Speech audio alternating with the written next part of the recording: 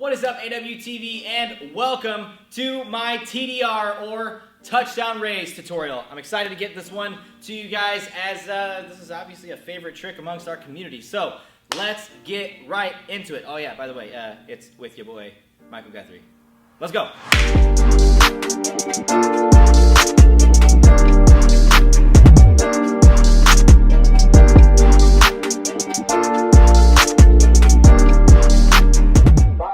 Alright, so we're going to talk about a bunch of different moves that you can structure your raise around.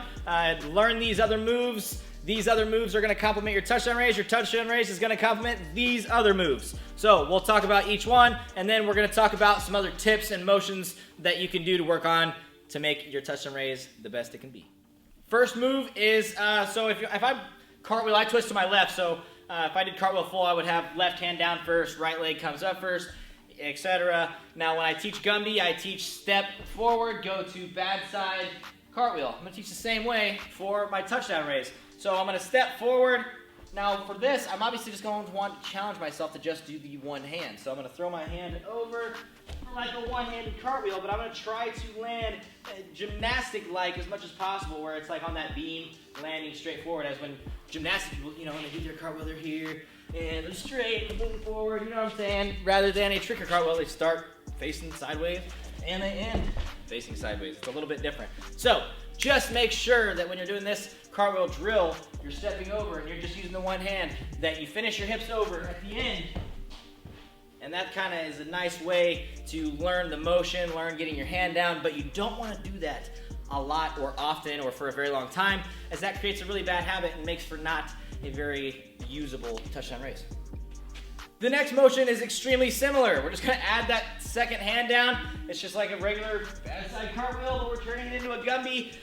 You're going to want to eventually work that, turn that into a Gumby, and then from the spin step or even just standing, working on Gumby, that's going to help you with the hip motion to turn and make the touchdown raise exact body position at the exact axis that you need. The next two, we'll do these back to back. Now we're doing them quickly because we're not breaking them down. They're not tutorials on these moves. They're just moves that I recommend that you have or work on that will complement this touchdown raise and help you get it better. So last two moves, we've got tornado kick and raise. Those were probably saw those coming, but tornado kick is just regular here. Boom. You don't really need to make it fancy like the nice snappy kick one. Just make sure you know how to do that motion, because really it's the same thing with the steps. The leg goes over, the right leg follows through, same way. Now I'm just going to start to lean back a bit. So I start to tornado a little over, and then I start to turn it into a raise. And then make that raise better and better and better. And then as I get better at it, I don't want to lift. I want to use my arms. We're going to talk about that in a moment, to swing myself into the floor for a nice touchdown raise. Next piece I want to talk about is these steps. The steps that I take are a little bit different. Some people might do a little bit of a spin step. You never know who you're watching do their touchdown raise, as there's no rules in tricking. You can do it however you want, but the way that I'm going to show you guys today that helps me, you guys can do spin hook, you can do whatever, but the way that I'm going to show you guys is the step behind. So we'll start facing this way. You will step, boom, boom. If I twist to my left and my left arm goes down for touchdown raise, I start first, right leg steps behind, left leg steps behind. This is where I twist my upper body, and I'm going to try to step straight through as much as possible. I don't want to step around or break that straight line by going off to any of these sides. Try to keep it straight back, one line, as much as possible. And when you step around, don't step around, step straight through. And then we'll get into the arm motions here in a second, but take a look at these steps a couple more times. So I'm here, back, boom, and I move straight through. There is no around. We don't want to step around, as well as, like I said earlier, when we step through, we don't want to step through over here. We want to step through straight through, keeping that straight motion, generating as much momentum straight as possible.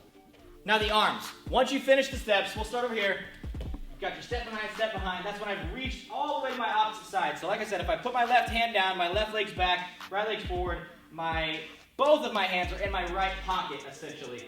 This is where my left hand's gonna lead straight up and come straight over. Right hand's gonna follow the exact same way. Now this is where my eyes are gonna start to be on my right hand. I'm gonna follow my right hand all the way. Now this is where my eyes can stop on my right hand and spot this floor piece right here. My left arm is still creating that circular motion as it comes over, hits the floor, boom, there you go. There's your arm motions right there. Doing them fast or a little faster would be here. Boom, straight to the floor. You just wanna make sure that that's as fluid and one motion as possible. Another perspective that I want you guys to have on your touchdown raise is that some people place their hand in different areas or different ways, just like they do when they scoot. You might even see some people do cartwheels or scoots with their fists. So challenge yourself with different ways. I don't really recommend doing a fist down raise, but change the way that you're planting your hand down.